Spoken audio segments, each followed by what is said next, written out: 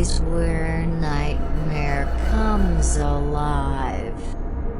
अस्सलामुअलैकुम व्यूअर्स, क्या हाल है। उम्मीद है इंशाल्लाह आप सब खैरियत से होंगे। जैसे कि आज हम एक बार फिर आ गए अपनी न्यू स्टोरी के साथ। आज की स्टोरी का हमारा टाइटल है खौफनाक टीवी।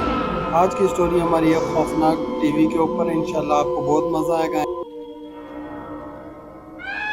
टीवी में भटकती हुई आत्मा। रात के 12 बज रहे थे। जाहिद ने जैसे ही पुराना टीवी ऑन किया, उसमें अचानक शोर उठा। फिर स्क्रीन पर धुंधला सा चेहरा नजर आया, एक औरत का जो सफेद साड़ी में थी। जाहिद ने रिमोट से चैनल बदला, मगर वही चेहरा हर चैनल पर नजर आने लगा।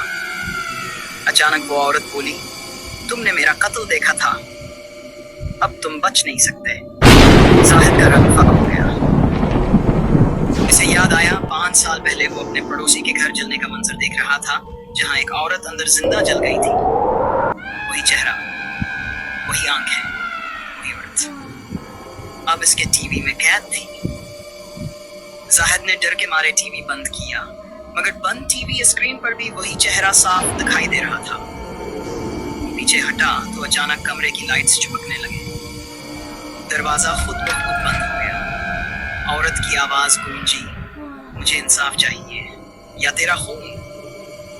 अगली सुबह जाहिद का कमरा अंदर से बंद मिला।